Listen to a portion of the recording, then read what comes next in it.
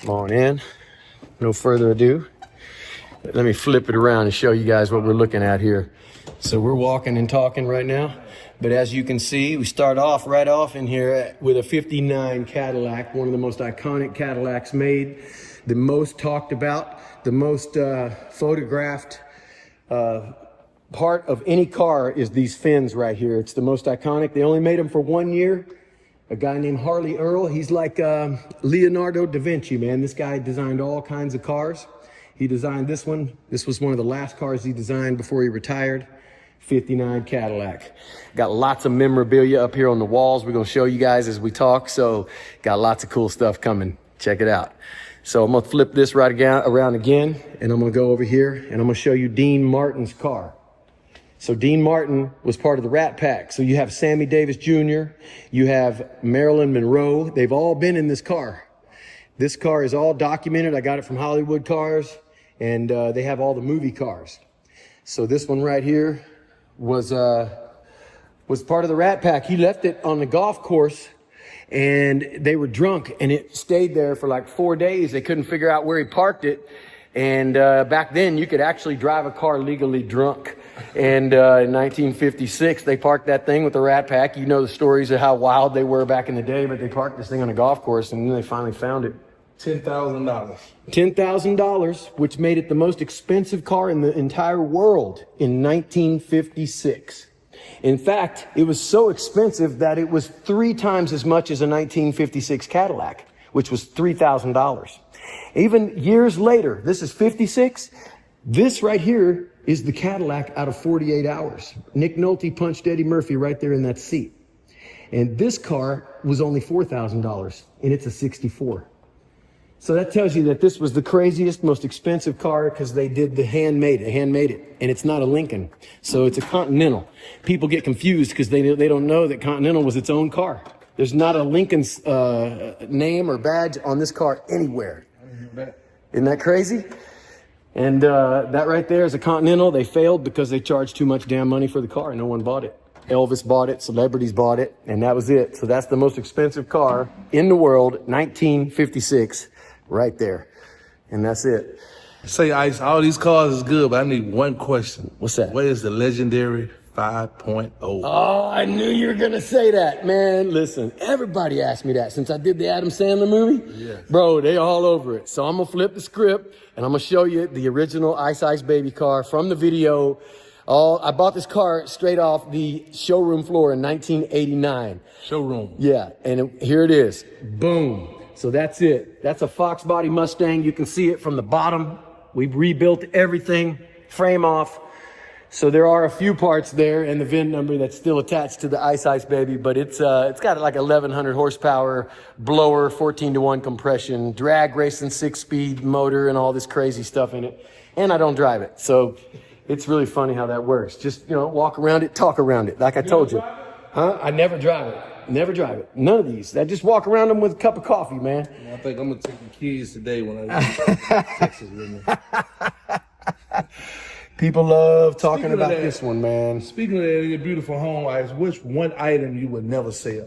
What item will I never sell? This one, this car. I don't even have to flinch, brother. Listen, I've had this. I didn't even think this thing was going to be iconic, until I did the Adam Sandler movie. Mm-hmm. And then at that point, I was like, oh my God, bro. Everybody where I go, every airport, you still got the 5.0? You still got the 5.0? And the Fox body is back bigger than ever. This right here simulates the last of the great decades before computers ruined the world. Believe it or not, there's no computers. This is the 90s. This is the iconic representation of the 90s. This was when Blockbuster Video was at its largest, right? This was when we was cruising Forest Lane over there. Hey, I was there. Don't think I wasn't. And I'm telling you, we was drag racing. We invented block parties. We would roll up in these things right here, keg parties, underage keg parties. And we would pull up, break dance, beatbox. Remember that? Yes, sir. Man, we invented pulling your back seat out and putting in subwoofers. And I did. I put in some subwoofers in here too, man. This is all 90s. Look, 15-inch, dual voice coil pro, 4,000 watts pumping off in here, blowing the paint off the trunk. You guys know what it's all about. Look, I even had this painted back here by my man in Miami. So he came in and he's like, what you want on that wall? I said, man, we got to put a big old ghetto blaster up in there. And that's what I used to break dance to right there. Back in the day, I used to make $40 a day spinning on my head at the mall. Man. And that's where we did it. Elvis Presley had one of these. This is not his. This is a replica of his.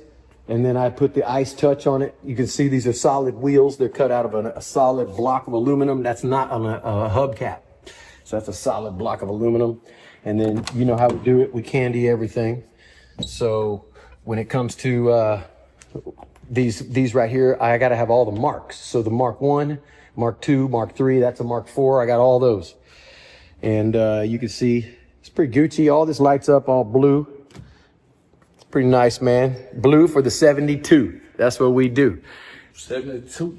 And then right behind us, man, you got a car that's over 100 and, well, I don't want to calculate, but it's definitely over 100 years. It's a 1918. So what does that make it? 107 years? 107-year Oldsmobile right there. Isn't that crazy? Check this thing out, bro. Still runs perfect. Does about 55 miles an hour. Got your shot glass in the back right there. You drive this? Yeah, I drive this. We take it to Polo, man. We get all crazy dressed, like you know how them ladies put the hats on and the big shoes, and my wife gets in this, and we'll go to a polo match. It's like, you know, Kentucky Derby where you get all dressed up. But So out of all the cars in here, the 5.0 is the only one you don't drive? no, I don't drive any of these. Okay. None of these cars in this one. This right here is Dale Earnhardt Sr.'s first race car. Valued at over $3 million. That right there. He was 21 years old, came through Mecum. It was restored by Petty Enterprise. And I got this thing as a lucky dude. I got it because I got it before it hit the block. And there it is. That's a museum car for sure. And, you know, that's the thing about these cars. They go up in value. And they're better than, you know, any kind of bank or, you know, whatever you've got. Earning interest money. You can set it right here in a car as long as you keep it, you know, air conditioned in a good, safe place. This thing's going to go up in value more than any kind of bank. So you'll sell this one then? This got the price. Never going to sell any of them. I give them to my kids. You just told me the 5.0 the only one you won't sell. No, you said that's the one I would never sell if I didn't ever have to. If everything would go, that would be the last thing because I'm going to be buried in that motherfucker. Hey, you can set me in there, put my hand on the steering wheel, fill it up with water, freeze that thing and drive it into a frozen lake. There lies the Iceman.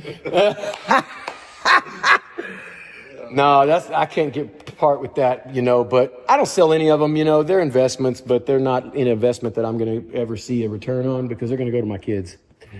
Yeah, these are just get to see them. That's, I guess, that you just talk about them and that's about it. You don't drive them. And I'm okay with that because they stay clean. This is definitely So you've got this one right here, 42 hours or 48 hours. This was Nick Nolte and Eddie Murphy.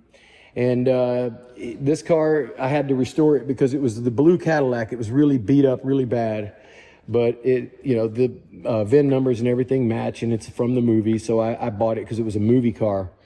But it was a nightmare to restore this thing. But it's all done up. You got to see the back of this thing. Come on, you know I'm from Houston. Yep. Only thing you missing on here is some glass elbows, some swingers. Oh, I know what you mean. I know what you mean. Those So you got the lady right here like we ride in H-Town. You got the lady. So the only thing you need is the foes on here. Oh, see there? Watch next time you come in town. That'll be there. I was just going to show you the trunk, man. This thing is lit. So here we go. Look how this key opens. Zip. That's old school. It's called all iron too. Yeah, man. Let's see what it looks like up in here, So there's a switch. And you can see all iced out for the bodies. Pretty cool. In here's the airbags.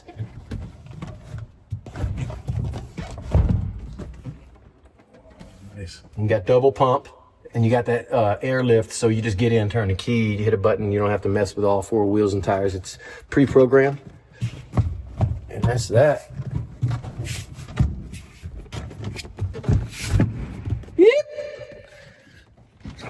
Don't have to came in here at night. This is good. How much? Sitting in line the window. Oh, yeah. That's Robert De Niro. Not De Niro. De Niro. Collection here, brother. Man, and you know what's funny is that, like, look at that. First year of the electric trunk. Still work. Now you're gonna get a kick out of this one. Hold up, there's more on this blue one here. So I'm doing the interior right now. That's why the front seats are out. We do the front one first, then the back one. But this is Dick Vermeil's car, and I just picked it up. Check this out. Yes, 2-time Hall of Fame, Dick Vermeil, and he was inducted into the Hall of Fame with this car. So if you read right here, it says the Tournament of Roses honored the 2014 Rose Bowl Hall of Fame inducted Knute Rockne by his grandson, Knute Rockne III, and then Dick Vermeil, Key John Carter with the ride down Colorado Boulevard in this legendary restored 55 Cadillac 62. This was Dick Vermeil's, and there it is in the Rose Bowl parade. John Carter used to play for Penn State. Penn State. You know who that is, right? Running back, John Carter. Yeah, Key John Carter. And they was living good, rolling down, getting inducted to the Hall of Fame in this car, man. That's the one. So that's why I like the story cars, you know. You can see nice cars everywhere, but when they got a story, you can just talk about them a little bit more. So that's why you don't have to drive them. I got drivers, just this ain't them. So the guy Harley Earl that actually designed the 59 Cadillac here also invented the Corvette. So this is the first year or the second year of the Corvette, 1954, and that's a C1. And this Corvette right here is actually a #1 car. So it's exactly like it would be on the showroom floor, 100%. Everything down to the motor, to everything except for the driver here. And they built these back in the day for ladies. So they built this, and as a competition, they built the Thunderbird over there to compete against this car. Because in the 50s, they actually had cars made for ladies. You and I'm 6'3". We can't fit in there. You the same. No, facts. See, we can't fit in there.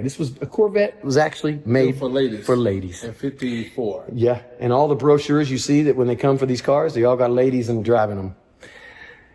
Hey, when I sit in there, it's like I fit like OJ's glove. It's horrible. Horrible. So I got to show you some really cool stuff. First of all, I'm gonna start off right up here with these jam boxes, because a lot of people are like, what? You got some of these old school jam boxes? Yeah, I collect these things. They're worth a lot of money, man. They go up every day. Even if they work or don't work, they still go up.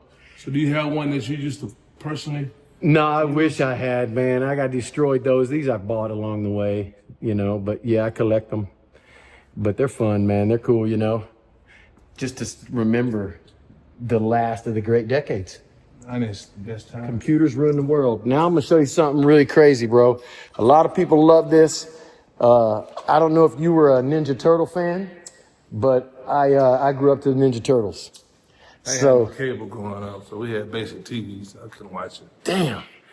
So listen, go Ninja go. That's all I gotta say, and that's all you need to know, because you're about to be a fan from this point on. Here it is.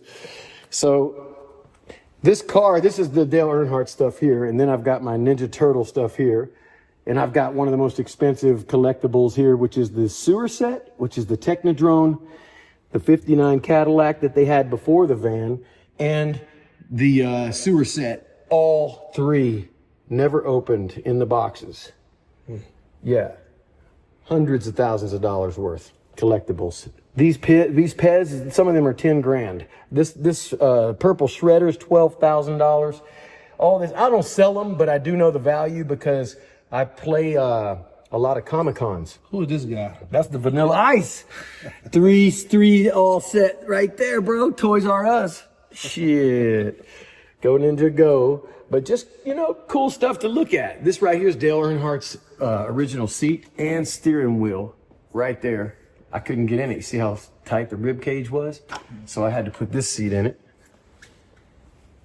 But that's the seat.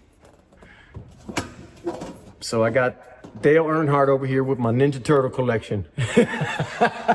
All these are signed. Look at this shit, dude. Every one of these is signed. by the guy who invented it. Here's the original script. Crazy shit, man. So you made the actual characters? Yeah, all this was from the movie and like original stuff. Here's Earnhardt signature right there. So that's what that's all about, man. It's just having a little cool memorabilia stuff, you know, stuff to see and look at. So we got more. I'm gonna take you out of here. I'm gonna show you real quick upstairs this little motocross collection up here because we back in the 80s, man. You know, I don't want to give away my age too much, but, you know, I just did. And that right there just basically explained it. We used to race dirt bikes like crazy, man. So we're going to go upstairs here. Let me show you. Let me flip it. And that's my kangaroo, man. He lived 14 years and died. That's Bucky. Bucky Buckaroo. So I stuffed him instead of just burying him or something, you know. 1985 CR 125, man, right there. Not my original bike, but an exact replica. I wish I had my original one, but I don't know where that is. But this is exactly a replica, restored like that. You can see some of the trophies here. And everybody's been over here, from the legendary Travis Pastrana to all the racers I'm friends with. And yeah, I collected these all the way back. Look, let's see what year. 1985. 6, there might be an 82, 83. How old are you? What year were you born? 1980. Oh, you were 3 right there, bro. Way to get old on us. So you actually were racing? Yeah, I raced these bikes. These are all part of So this real. This not a bunch of theatrical shit you got going on that you. Man, this you can't get no more real than this shit right here, brother. This stuff got every cobweb and stuff from back in the day. Remember Arsenio Hall, I tried to say, you didn't race no motocross. They say, you lied. Oh, yeah. See, I can remember every freaking lap here from every trophy almost. It's funny, every crash. It's amazing how much you can remember it because that's all you're focused on when you're in the middle of a race, you know? Here I am jumping and just some old school stuff. Man, it was good days, you know, good days. The race jet skis, number 6 in the world. And it's just some of the medals and things like that we have. But met a lot of great friends along the way. Front cover of Watercross. Just lots of cool memorabilia. Yeah, man, there's some stuff to the Iceman a lot of people don't know. I get shit done, man. You know, I try to make the best of my life and the most of it because we're only here for a short time, and you've heard the phrase, make it a good time. So these are stuff that fans give me. Fans will just randomly give me the craziest, coolest shit, and I'll post them up over here. So that big Vanilla Ice thing over there came from Canada. These guys drove it in a minivan and painted that at my concert, drove it all the way here to give it to me and hang it up there. I got an original Seabiscuit or a Secretariat signed photo. I got Muhammad Ali over here. It's cool shit, right? Like, some people may not give a damn about this stuff, but for me, it's part of history and culture, and pop culture is almost dead today. So this is a last remaining, you know, part of pop culture here. He was young on this picture. Yeah, man, he was unbeatable. The GOAT, Jerry Rice. And then there it is, the you know, DIY, the show. And yes, we have a whole new season coming of the Vanilla Ice Project. We just finished up in St. Augustine, Florida. So make sure you creep on it. Don't sleep on that. New season of the Vanilla Ice Project coming soon. But yeah, we got some cool stuff. Mona Lisa, huh? Got the Mona Lisa. We got this one from Paris. Yeah. You know it. That's the real one. All right. Take you hostage. It's the real one. That's the real one, man. Watch out. Could you imagine? That guy right there, John Fox.